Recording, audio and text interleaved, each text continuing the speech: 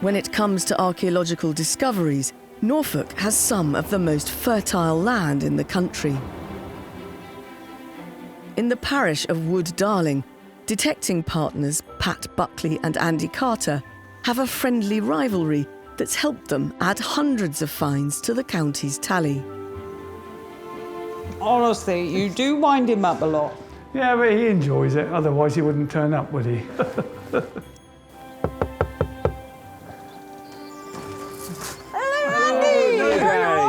Yeah. Feel ready to find gold, my man? Now, you know if you mention gold, you won't find it. So. I know who will.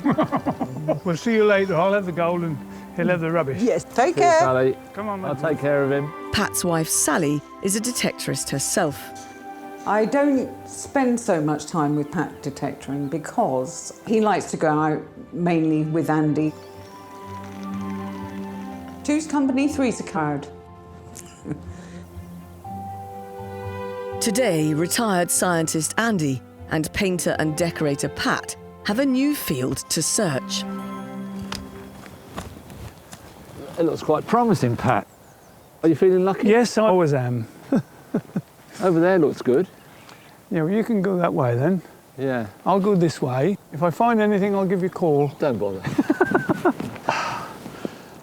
Right. Pat is sharing his permission from the landowner, something Andy's come to rely on since their friendship began. I met Andy at one of our club meetings. He asked me about some metal detecting land, and I said, I have plenty, what have you got? And he said, very little, and I just laughed. And I knew from then on that we would get on famously well. He has the quality of being able to get permission from many farmers. He can chat people up and, you know, put his smile on. As an amateur historian, what Andy lacks in permissions, he makes up for in knowledge. Actually digging it up for yourself, you learn so much. It's stuff you wouldn't learn at school in your history classes. Oh, there's something there. It's actually a Victorian underwear button.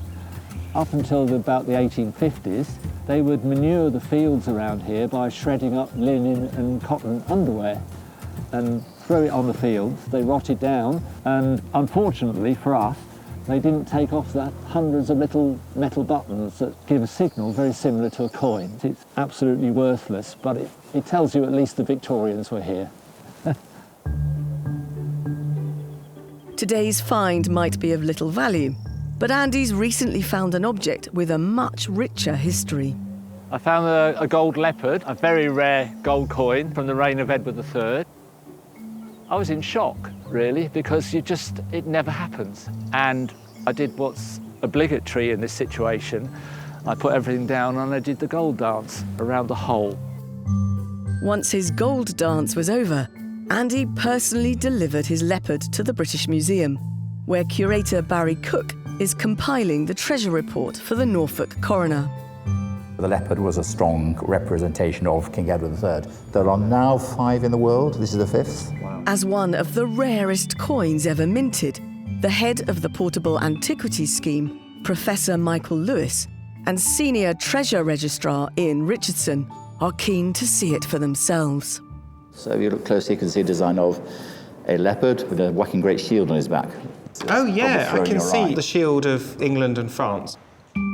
Edward III craved the prestige of having his head on a gold coin that could be widely used in trade throughout Western Europe, but the leopard didn't catch on. They do not work, they're a failure. Oh. People were reluctant to use it, and in 1344 they stopped issuing these altogether, and they brought in the gold noble, and that became the design that stayed for the rest of the Middle Ages. So this was a false start. I guess that's the reason why it's so rare. What, at the time, could you buy with this amount of gold? You could probably buy a couple of sheep or a cow for that. Maybe quite not very nice one. You could sell it back. If Andy's leopard is declared treasure and a museum wishes to acquire it, he could receive a 50-50 share of the reward with the landowner. What would be the collector's value of this? It's a very, very rare coin. It's going to be tens of thousands, even hundreds of thousands potentially. There's so many stories that can come out of it. It's a good acquisition for a given museum. Back in Norfolk, Andy's detecting partner Pat is no stranger to an important archaeological discovery himself. In Norwich Museum, we have several bits and pieces that we always donate. It's nice to have your stuff that you've found that's hundreds of years old with your name under it. To us, that's what it's all about. Individually, the Crown has claimed dozens of their discoveries, but they've never found treasure together. However, they've got a good feeling. Something could be hiding in this new patch, something even older than Andy's gold coin. A lot of the fields that we've been on lately, there's Roman roads everywhere. And of course, this was Boudica County. Famed for marauding Norfolk in her chariot, Queen Boudica led the local Iceni tribe in rebellion against the Romans in the 1st century, when her supporters sacked the cities of Colchester, London and St Albans. Nobody seems to know where she was buried, but she must have been in this area somewhere. We're just hoping one day that we can find some stuff that related to that. They're good friends, and if they ever found treasure together, I think they would be leaping across the field, you know, jumping for joy. But you never know where the ancients are going to be. No, you don't. Yeah. In Norfolk, detecting double act Pat and Andy have made an intriguing discovery. I want to have a look.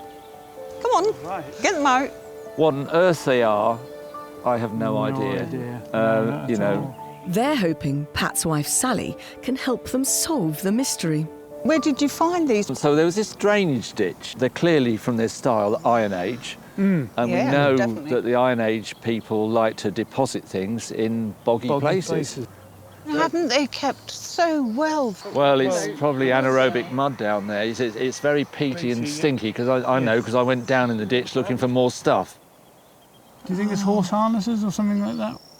I do look at things from a different point of view. My grandfather used to have carts, and I think they should go into something like a basket or wicker.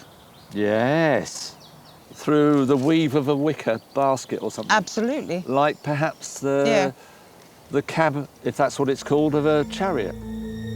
Celtic Iron Age battle chariots were believed to be made out of wicker, woven from willow, making them lightweight, fast and manoeuvrable.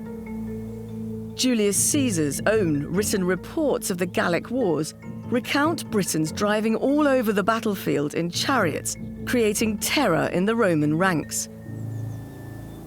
You can almost imagine that stuck in the side, maybe a quiver of arrows hanging from that log. Yes, Yeah, true. absolutely, could be anything. I think next stage is to see what the FLOs say. Yes. Probably Helen Geek. Helen Geek, yes. She'll have an idea. Yeah. I think they're really important. I'm not saying find of a lifetime, because of course we've got many, many more years left. But up until now, probably one of the best things we've ever found. well. Just a little bit better than a Victorian underwear button. Back at the surgery in Newmarket, Helen Geek is ready to see Andy and the puzzling metal objects he found in Norfolk with his detecting partner, Pat. I love the challenge of solving mysteries. Sometimes something comes out of a bag and you just think, I've got no idea, but it looks important. Hi, Andy. Hello there, nice to see you again. Yes, nice to see you too. These things on the side here. We think they might be Iron Age. Yeah, I think you're absolutely right. They're very beautiful objects, aren't they? But it is a big but pity they're that we driving don't know me what they mad. are. One good thing is finding two together. Yes. That changes our ideas. That's extra They information. obviously come as a pair. We do have a few theories. Okay. I'm not sure whether you'll accept them. My theory was that they were earrings with spikes to ward off unwelcome advances. But maybe, yeah. I thought maybe you would not. laugh. So the other theory is probably something to do with the chariot. And they're quite big. Yes. Yeah, so it's they're on something chunky. And we know that Iron Age people liked to decorate their horses and to decorate their vehicles, Yes, whether bit you of want to call bling. that a chariot or a Yes. cart or what. Because, of course, when they were new, these would be golden coloured, wouldn't they? They would.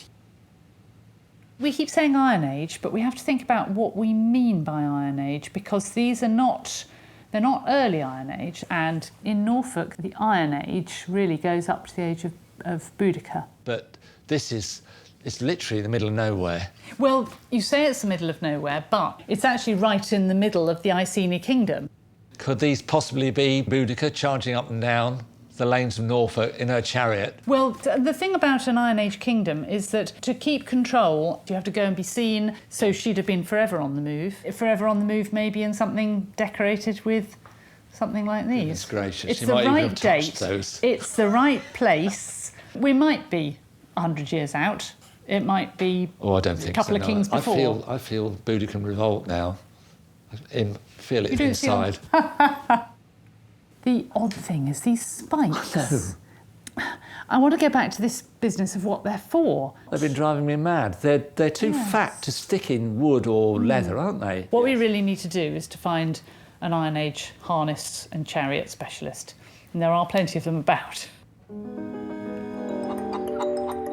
Fines Liaison Officer Helen Geek has called Pat and Andy to a stables in Norfolk to try and solve the mystery of their Iron Age objects. She's hoping Dr. Pauline Norris, a lecturer in equine history, can shed some light on their use 2,000 years ago. I have so many questions, and I'm sure Pat and Andy have got more. Can you enlighten us? What is the function of all this? Now, I think that would have attached to the horse's bridle like that, and then the headpiece would have gone over the top of the horse's head. Right. And you'd have had that one attached at the other end. Oh, so not on the chariot at all, then? Not on the chariot, it's part of the horse's bridle. These chariots, particularly in Boudica's time, usually were drawn by two stallions. Before I go any further, I will say that we're not talking pet horses here.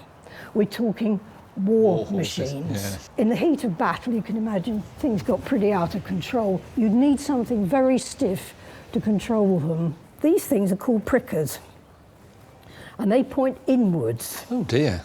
So these are things that go on a horse's cheeks Yes. to actually hurt, to control sideways. Like a prick spur, but on the face. That's a really good way of putting Right. it. What I haven't told you, Pat and Andy, is that Pauline's speciality is not Iron Age Britain.